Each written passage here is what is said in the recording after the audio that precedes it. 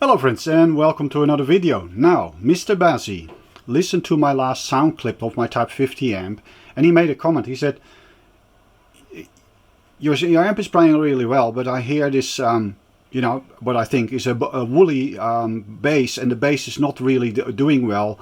I suggest you actually pull your speakers out of the corner because it's just not working. And Mr. Bazzi is correct in many ways, but not in all his comments, I think. So I want to discuss it and bring some nuance to this whole topic. I think what Mr. Bazzi has, he has experience with speaker placement, and he has heard a very common phenomena is that when you put a speaker in the corner, it sounds woolly. But what I'm saying is, it depends on how the speaker was designed. So I want to look at a couple of cases and also make some distinctions what room gain is, and is it distortion. So let's look at this.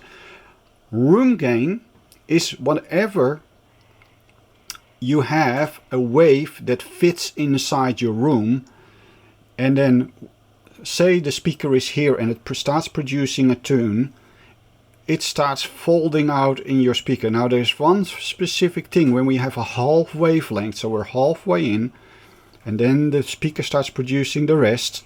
So now the wave is further propagating, and what now happens is it has of course attenuated a little bit in the bounce. It's not as strong as it once was.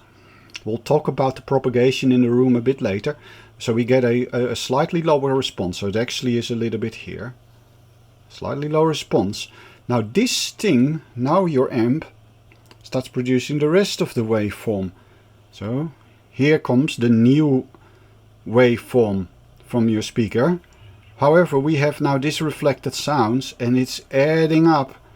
It has this sound added up by it. So what we are getting now for this specific frequency, which is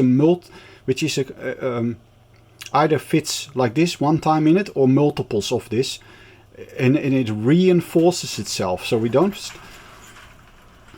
it is in phase with the signal that comes out of the speaker somehow. What we now get if we look at the frequency response is that if we look at the frequency in an NOKX chamber, we would have, say, such a response from your speaker. However, what we now, depending on the length of your room, what you might see here is a bump in frequencies. So what we get is some amplitude, some distortion, because the reflected wave is exactly adding it to at a specific length. So and this is also if it is not entirely close. So if it's 1.1 times your room or something, it'll still have quite an additive response. So what you'll usually see is a sort of a peak, and this is about a the whole effect is probably an octave wide. Well, it's not an octave wide, it's probably a bit less, but you get this whole peak. It just dependent on how strong it is. It's the strongest, of course, on the exact distance, but closer to it, it just drops off. I forgot what it is. It's probably 12 dB per octave. Correct me in the comments if you know what it is exactly, what the drop off is. So that's the effect then, what you get. Now, what you can do, and this is what Mr. Bazzi was suggesting, is just pull it out in the speaker, because what then happens is, at least on that frequency, we won't have that similar effect, because this wavelength now is not hitting its nulls on the wall, it hits it. But what you'll get is, depending on the distance that you have, you always get some effect where it reinforces and some where it now starts to cancelling out, and there's something that is the effect of pulling it out. You'll get cancellations. So now Mr. Bazzi argued that this is distortion, and it is, because you get amplitude distortion. But you can also imagine this. Look, if I have a very long room and the speaker doesn't have the low response, what might happen is that, for example, in my room I get a support at 18 Hertz, and it might actually look like this. And so here you can actually see that it has helped my response, my amplitude response. So my frequency response in my room looks better because of the room gain. And a lot of speakers make use of it. Is that distortion? No, it's not. However, you could make a point that there is a phase that the phasing is wrong because this is only after a whole cycle it comes to you. The thing is, we're not that sensitive in the low regions to these timing effects. Some people also more than others. For example, I need to cross my subs really under 50 Hertz because else I can immediately pick up where the sub sits in the room. I know it instantly. So there is a bit of differences in hearing how sensitive you are to phase differences with the sub and so on. And you know, I just need to really play with it and keep the crossover low. But so your mileage may vary, but generally we are not that sensitive to phasing issues in the lows. That only starts to occur a bit higher up. I think at least so, because this room effect, yes, it also, by the way, it plays just apart from frequency response. What you'll also see if you have those resonance, and by the way, the same happens inside the cabinet. So what happens in the room also happens on a small side inside your cabinet. For example, bouncing between the front and the back wall. Now, where you will see it is also the decay. So your decay will, for example, be normally something like this, sort of a bit of an S-curve. However, if it has standing waves, whether that's inside or outside, you'll see it like this. And that's really what you're hearing. You hear this boom lasting way longer than it should. And that's why people start, for example, when they have a setup, start adding bass traps and so on to make sure that they can do it.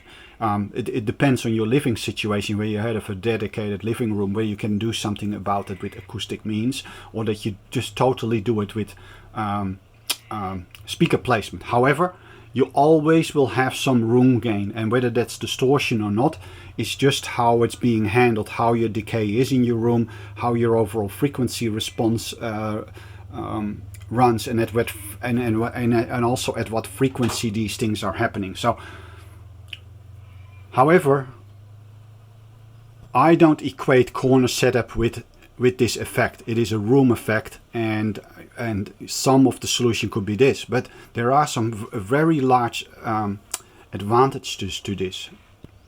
So why would you want this? Well, one of the things of our most speakers is that your high frequencies tend to beam. They drop off really quickly. So the spectral content, if you look at here for example, your spectral content can look something like this. So it has all the lows because they vary everywhere, but then the highs start dropping off. If you sit here, the bass still reaches you, but the high frequencies have completely dropped off. Now, when your ear is quite clever, and if this path is longer than 1.4 meters, longer than the direct path, it will assign this as an echo of the original sound. And you're hearing, and once it is over this length, extra path length, your 3D imaging capabilities are not influenced. And this is why we often, for stereo image, pull our speakers in. So we have some benefits in respect to gain, but also we improve the clarity of our stereo image, because we don't get influenced by early reflections hitting us. And those early reflections will have spectral contents that are not related to the direct signal. They're different, and therefore we get a twisted mindset about how we perceive it very differently. It gives a different timbre to it. It starts being very incorrect, and that's why you often see, if you see PS Audio, and they place some set of speakers with somebody in a small room, you always see them playing with absorption or deflection panels just to get that delay in place, that you don't get that confusion in stereo image. So that's a very good reason to have a setup like this when you're concerned with stereo image. But it has some downsides. Let's look at propagation. Now the bass will spread 360 degrees, right?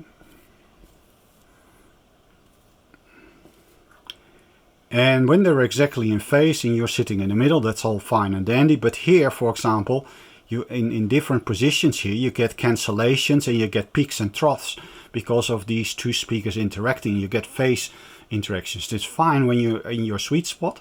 Then everything is sorted out, and generally on the center line you'll be fine. Also a bit depending on where you're sitting in respect to the standing waves in your room, because you have pluses and minuses for certain frequencies in wherever you're sitting and where your speakers are positioned, and maybe if you have a sub that sits somewhere. There's, by the way, very good software where you can just type in these locations and you can just see what the ideal location is to get this all sorted. But you'll see that your spectrum content, for example, for the highs, it is a very different thing. So not everybody in the room gets the same frequency response because of this. And that has an influences in how this radiates out and how it bounces back.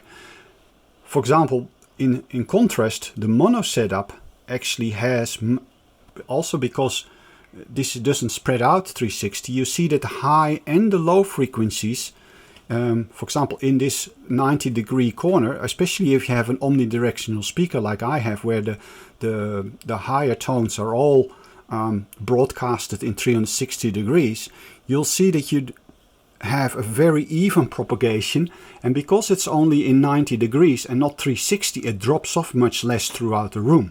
Not only that, with this one, if your some of the bass tones reach you like this in counter phase, you'll actually get cancellation. So most speakers naturally, even when you put them middle in the room, will show you a little bit of room mode and then a suck out, because of the cancellations between the back wall or the side walls, because of it reaching you in counter phase, just because of the time taken. So what you'll get is the waveform that reaches you is like this, but then an opposite wave reflecting is actually doing, and it actually cancels out a lot of the signal and makes it attenuates it.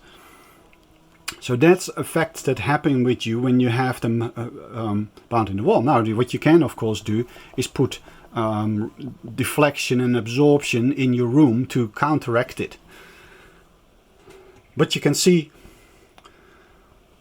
that this doesn't have those side wall and those back wall cancellations. It actually is one large horn in a way. It turns your room into a horn with very even propagation and a 90-degree exit angle. And everybody in the room will hear the same spectral content, nearly the same spectral content. As I move around our room, this spectrum is fairly much more consistent with another setup. So room gain is not is still there. It's a bit more prominent for especially the lengthwise thing than perhaps here, where you can solve it, but it solves other issues. And I can of course adjust my speaker design to make use of it and get to a decent response. However, the decay is definitely still there and it's audible. Now I hope that my next speaker, this speaker by the way that I have now, was never designed to be in this position. It was designed to be something like this. I only started moving it here after I just discovered the perks of mono in having a room filling sound. So, and this is the other point that I want to make about this. It is not necessarily that room gain is distortion is bad because you got your speaker against the wall. For example, John DeVore from DeVore Speakers makes a particular bookcase speaker. Now, with a lot of speakers would sound bad in this design, but he obviously designed it for having a dead wall, and he knows a lot about the positioning now of the sticker. This must be placed in the bookshelf, and he has designed these speakers to sound good with this situation in mind, where it's in a highly absorbing back wall.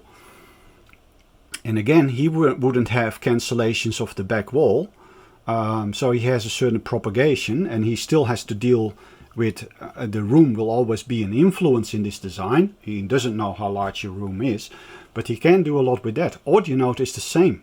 Audio Note always places their speakers like this, because this gives them a very large certainty about where their speakers are in the room, how you use them.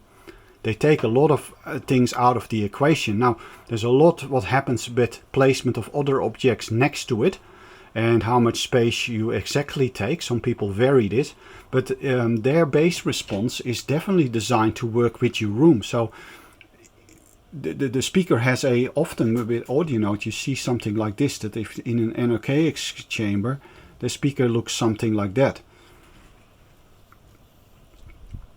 So you might get a response that looks like this, and then in your room it will actually sound like this.